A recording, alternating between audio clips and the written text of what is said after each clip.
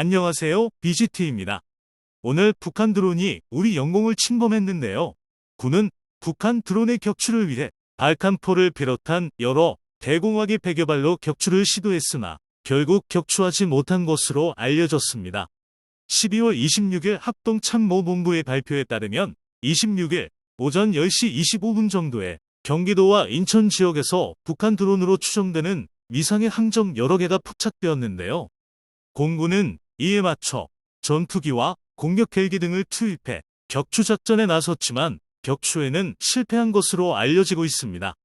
더욱 안타까운 것은 이날 오전 원주기지에서 출동한 KA-1 경공격기는 북한 무인기 대응 작전을 지원하려다 추락한 것으로 보도되고 있습니다. 이 관련 뉴스들의 댓글들을 보면 7시간 동안 조잡한 수준의 북한 드론을 격추하지 못한 것은 군이 무능한 것이 아닌가?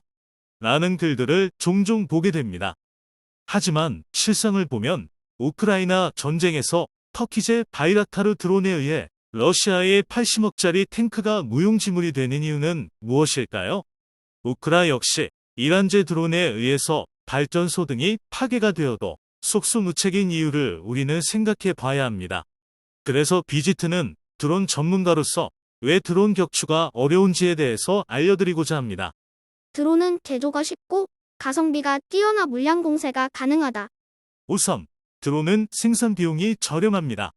BGT가 연습했던 헥사콥터의 경우 기체 가격이 몇백만 원 수준인데요. 최대 이륙 중량이 150kg 이하라 수십 kg의 폭탄을 달고 전쟁에서 활용될 경우 바로 탱크나 장갑차, 심지어 수송 트럭들까지도 위험해질 수 있다는 점입니다. 굳이 많은 돈을 들여서 폭탄을 장착하지 않더라도 정찰 드론으로 응용이 가능하며 수직 이착륙을 하기에 어느 장소든 즉시 착륙이 가능해 은폐가 가능합니다. 레이더나 각종 감시 장비로 포착이 어렵고 안티 재민 기술도 무용지물일 경우가 많다. 드론의 최적의 장점은 대포병 레이더나 각종 감시 장비로 포착하기에 매우 어렵다는 것입니다. 특히 드론은 전기 모터로 움직이기에 전기만 있으면 언제든 충전이 가능하며 일종 드론 조종자들을 한 달 정도만 집중 훈련시켜도 드론 조종병의 역학을 충분히 담당할 수 있습니다.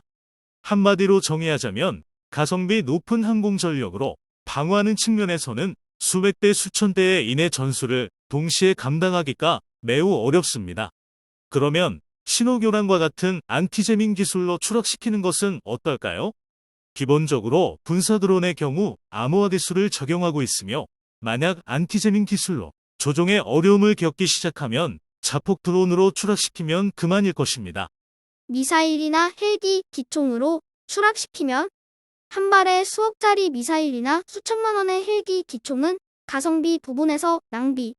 만약 전투기가 출동하여 드론을 추락시키려면 1소티시 적게는 몇천만 원에서 많게는 수억이 드는 비용적 측면에서 낭비적인 요소가 부각될 것입니다. 거기에다가 전투기의 경우 한 발당 수십억짜리 미사일을 쏜다면 이런 말도 안 되는 가성비 전투가 어디에 있을까요?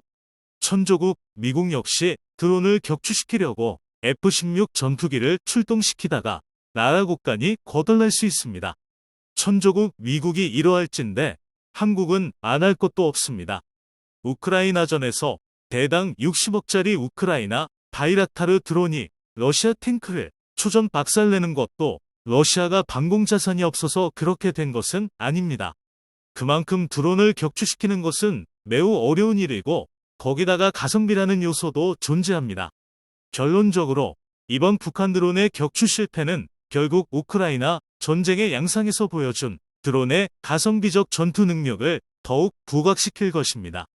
드론을 잡기 위해서는 국방부에서 추진하는 유무인기 복합 시스템으로 군집 드론으로 적 드론을 격추시키는 시스템을 개발하는 것이 현실적으로 보입니다. 지금 우크라이나에서 키이우의 발전 시설과 사회 기반 시설이 이란제 드론의 폭격을 당하면서 60% 이상의 피해를 보는 것이 결코 남의 일이 아님을 이번 북한 무인기 남방한계선 침범이 우리에게 알려주고 있습니다.